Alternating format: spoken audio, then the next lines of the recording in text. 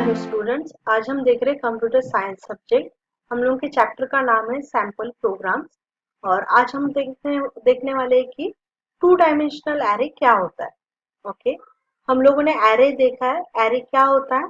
Yes, array एक data type, मतलब एक ही टाइप का डेटा टाइप स्टोर करता है। ठीक है, जैसे कि हम लोगों को बहुत ज्यादा डेटा अगर स्टोर करना हो तो हम लोग एरे का यूज करते हैं, है ना। क्योंकि हम लोगों को इतना वेरिएबल जो है वो डिक्लेयर करना पॉसिबल नहीं होता। तो उसमें क्या होता है, लेकिन एक ही टाइप का डेटा वो स्टोर कर सकता है। जैसे कि इंटीजर होने से सब जो एलिमेंट्स है उसमें से जो भी नंबर्स है वो इंटीजर ही रहेंगे, या फिर अगर स्ट्रिंग रहेगा तो सभी स्ट्रिंग रहेंगे, या कैरेक्टर रहेगा तो सभी कैरेक्टर, और फ्लोट रहेगा तो सभी फ्लोट। तो इस तरीके से एरे जो है वो एक ही टाइप का डेटा स्टोर करता है। अब हम लोग देखेंगे, एक बार हम लोगों ने एरे तो दो टाइप का होता है देख लिया था। जैसे one dimensional array, one dimensional array में हम लोग एक ही ब्रैकेट में मेंशन करते हैं एरे का साइज। ओके, और एरे का डिसएडवांटेज भी हम लोगों ने देखा है कि उसमें हम लोग क्या करते हैं, नॉर्मली जस्ट हम लोग स्पेस लेके रखते हैं। हो सकता है हम लोगों ने 100 स्पेस लेके रखी, साइज लेके रखा, लेकिन हम लोगों ने 50 ही एलिमेंट अगर एंटर किए तो वो जो 50 एक्स्ट्रा स्पेस है वो वेस्ट हो जाता है। ओके, तो ये हो गया एरे का डिसएडवांटेज। अब हम लोग देखते हैं टू डायमेंशनल एरे क्या होता है। टू डायमेंशनल एरे मतलब क्या? इसमें जो होता है हम लोग कॉलम और रोज में जो डेटा है वो अरेंज कर सकते हैं। जैसे नॉर्मल एरे में क्या होता है, वन डायमेंशनल एरे में डेटा जो है वो एक ही लाइन में इंडेक्स में स्टोर होता है। और यहाँ पे दो इंडेक्सेस होते हैं, एक होता है रो के लिए और एक होता है कॉलम के लिए। ओके, तो जब हम लोगों को ऐसे टाइप से मेमोरी जब लोकेट करना होता है, स्टोर करना होता है, तो हम लोग ये टू डायमेंशनल एरे का यूज करते हैं। फिर इसमें एरे की साइज को डिफाइन कर दिया जाए तो ये एक मतलब दो ब्रैकेट में डिफाइन करना पड़ता है। ओके, तो अब हम लोग देखते हैं एक्चुअल इसका स्टोर कैसा होता है। अब देखिए हम लोग जो एरे का 2D एरे का जो इनिशियलाइजेशन है वो कैसे करते हैं, मतलब हम लोग उसको प्रोग्राम में स्पेसिफाई कैसे करते हैं। जैसे नॉर्मल एरे जब होता है तब हम लोग क्या करते हैं, यहाँ पे एक ही साइज हम लोग डिक्लेयर करते हैं। जैसे इन डिस्प्ले टू ही होता, क्योंकि हम लोगों का वो सिंगल एरे था। अब यहाँ पे 2D एरे में क्या है, ये हो गया आपका रो एंड ये हो गया सी, मतलब कॉलम। तो यहाँ पे टू रोज है, दो रो है और चार कॉलम है। ओके, तो हम लोग इसको ऐसे भी डिक्लेयर कर सकते हैं, जैसे दो रोज है तो अलग अलग हम लोगों ने एलिमेंट्स डिक्लेयर किए। ओके, ये एक रो के एलिमेंट हो गए और ये एक रो के एलिमेंट हो गए। तो हम लोगों ने दो रो यहाँ पे डिक्लेयर किए। या फिर हम लोग इसको जो है डायरेक्टली लिख सकते हैं, ठीक है, विदाउट कोई ब्रैकेट देके। तो भी ये क्या करेगा, वो डिफॉल्ट जो है वो रो बना लेगा। ठीक है, वो ऑटोमेटिकली 14 से अलग रो बनाएगा, क्योंकि हम लोगों का कॉलम्स जो है वो 4 ही कॉलम्स है, 1 2 3 एंड 4 कॉलम्स है। इसीलिए जब भी 4 एलिमेंट्स होगा वो नेक्स्ट रो बना लेगा। ओके, तो इस तरीके से हम लोग 2D एरे में इनिशियलाइज करते हैं, डेटा को स्टोर करते हैं। अब यहाँ पे मैंने कुछ वैलिड डिक्लेरेशन दिखाए हुए हैं, कैसे करके हम लोग एरे को डिक्लेयर कर सकते हैं। जैसे इंट एबीसी, एबीसी हम लोग के एरे का नाम है, और टू टू मतलब two rows two columns. Okay, तो यहाँ पे हम लोगों ने 4 एलिमेंट्स टोटल लगेंगे, क्योंकि टू रोज में और टू कॉलम्स में तो टोटल 4 एलिमेंट्स आते हैं। तो ये हो गया वैलिड। नेक्स्ट वैलिड मतलब टू, मतलब ये फर्स्ट वाला अगर ब्लैंक भी रहता तो ये डिफॉल्ट वैल्यू ले लेता है। देन इनवैलिड डिक्लेरेशन मतलब ये आपका गलत है, ऐसे हम लोग डिक्लेयर नहीं कर सकते। एटलीस्ट हम लोगों को कम से कम ये सेकेंड वाला जो साइज है ये देना पड़ता है। ओके, तभी हम लोग डिक्लेयर कर सकते हैं। और यहाँ पे भी देखिए फर्स्ट वाला दिया हुआ है और सेकंड वाला साइज नहीं दिया हुआ है, तो ऐसा नहीं होता है। फर्स्ट वाला हम लोग ना देने से भी चलेगा, लेकिन सेकंड वाला हम लोग को देना पड़ता है। ओके, तो इस तरीके से ये जो डिक्लेरेशन है, तो हम लोग को ये ध्यान में रख के डिक्लेयर करना पड़ता है एरे को। अब हम लोग यहाँ पे देखिए, ये हम लोग का रोज है। ओके, यहाँ पे कितनी रोज है? 5 रोज है, 1 2 3 4 एंड 5। और कॉलम्स है 4। ओके, 1 2 3 एंड 4 कॉलम्स है। तो हम लोग यहाँ पे इस तरीके से मेमोरी को जो है वो लोकेट कर सकते हैं। जैसे एबीसी ऑफ 0 0, मतलब 0 नंबर रो और 0 नंबर कॉलम, ये हमेशा फर्स्ट एलिमेंट रहता है 0 0। तो एड्रेस फर्स्ट एलिमेंट का एड्रेस हमेशा 0 0 रहेगा।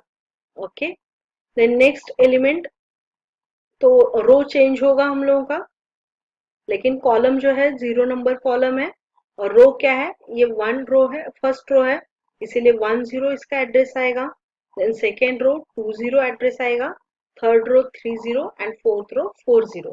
तो इस तरीके से सब एड्रेस दिए हुए हैं। अब हम लोग एक एग्जांपल देखते हैं प्रोग्राम करके। यहाँ पे है C program to input 2D array elements and display. Simple हम लोग एलिमेंट्स लेंगे और उसको डिस्प्ले करेंगे, तो हम लोग को समझ में आएगा कि आउटपुट कैसे आता है। ओके, तो यहाँ पे देखिए, मैंने मार्क्स नाम का एक ये लिया, एरे लिया। उसमें कितने रोज लिए? 5 रोज एंड 4 कॉलम्स। फिर रोज एंड कॉलम्स के लिए आर एंड सी वेरिएबल लिया। ओके, देन यहाँ पे अभी हम लोग को दो फॉर लूप चाहिए, एक है रोज के लिए और एक है कॉलम के लिए। ओके, क्योंकि हम लोगों ने फर्स्ट एरे में, मतलब सिंगल डायमेंशनल एरे में सिर्फ एक ही फॉर लूप लिया था, लेकिन यहाँ पे 2 डायमेंशनल एरे में दो फॉर लूप लेने पड़ेंगे। ओके, तो यहाँ पे आर का वैल्यू जो है वो 0 से स्टार्ट होगा, 5 तक जाएगा। देन सी का वैल्यू 0 से स्टार्ट होगा और 4 तक जाएगा, क्योंकि हम लोग का कॉलम जो है वो 4 है और आर है 5। देन हम लोगों ने नंबर एंटर किए, enter value at marks percent D. Okay, और यहाँ पे देखिए मार्क्स आर ऑफ सी, मतलब आर सी आएगा। ठीक है, तो कुछ कुछ हम आपको डिफरेंस समझ में आ रहा होगा। जैसे सिंगल डायमेंशनल एरे में हम लोग जस्ट ए ऑफ आई लिखते हैं, या फिर ए ऑफ आर लिखा मैंने, तो यहाँ पे ए ऑफ आर सी आएगा। ओके, देन हम लोग यहाँ पे एक्सेप्ट करके यहाँ पे डिस्प्ले करेंगे सब वेरिएबल्स को, एलिमेंट्स को। सेम फॉर लूप हम लोगों का आएगा दोनों। फिर यहाँ पे मैंने रो का जस्ट नंबर दिया है, ये ऑप्शनल है, लेकिन हम लोग अपना प्रोग्राम को अपने तरह से सजा सकते हैं। ओके, सो यहाँ पे हम लोग अभी रो वाइज प्रिंट करेंगे कौन से नंबर है। ओके, तो हम लोग रन करते हैं प्रोग्राम को। देखिए यहाँ पे ऐसे वैल्यूज हम लोगों को एंटर करनी है। मार्क्स 0 0, मतलब ये एड्रेस में आपको कौन सा वैल्यू स्टोर करना है, तो यहाँ पे कुछ भी रैंडमली हम लोग वैल्यू जो है वो स्टोर करेंगे। ओके,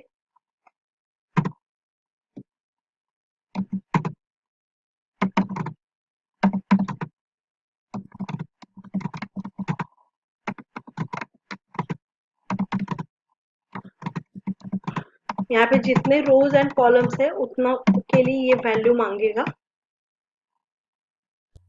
फिर यहाँ पे आउटपुट आया row 0 is equal to this, then 1 2 3 4 5। अब ये जो है ये हम लोग का एक्चुअल डबल डायमेंशनल एरे है। ओके, इसको बोलते हैं हम लोग मैट्रिक्स। अंडरस्टूड? अब और एक प्रोग्राम देखते हैं हम लोग। यहाँ पे C program for 2 dimensional matrix addition and subtraction. Okay, हम लोग दो मैट्रिक्स ऐड करेंगे, यहाँ पे 3 मैट्रिक्स है, ऐड करेंगे और उसका एडिशन एंड सब्ट्रैक्शन देखेंगे। ओके, यहाँ पे हम लोग देखते क्या होता है।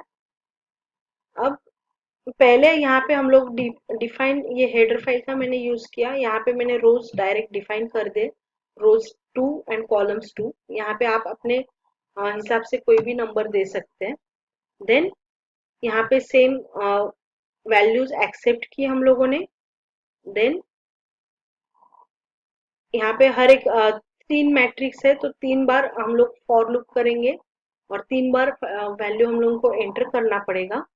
और उसके बाद में हम लोग ये जो एडिशन और सब्ट्रैक्शन करेंगे। यहाँ पे है एडिशन ऑफ मैट्रिक्स। अब यहाँ पे देखिए, ये है addition of matrix.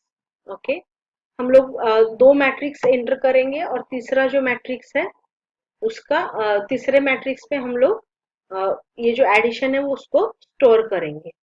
Okay, subtraction यहाँ पे नहीं दिखाया मैंने, एडिशन दिखाया। आप चाहे तो सब्ट्रैक्शन के लिए यहाँ पे जस्ट साइन चेंज कर सकते हैं। देन हम लोग रन करते हैं प्रोग्राम को। अब ये मैट्रिक्स 1 में हम लोग वेरिएबल ऐड करेंगे।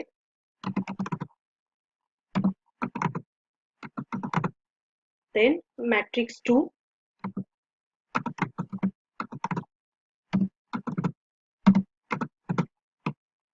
और यहाँ पे एडिशन देखिए, पहले मैट्रिक्स 1 एंड मैट्रिक्स 2 को डिस्प्ले किया।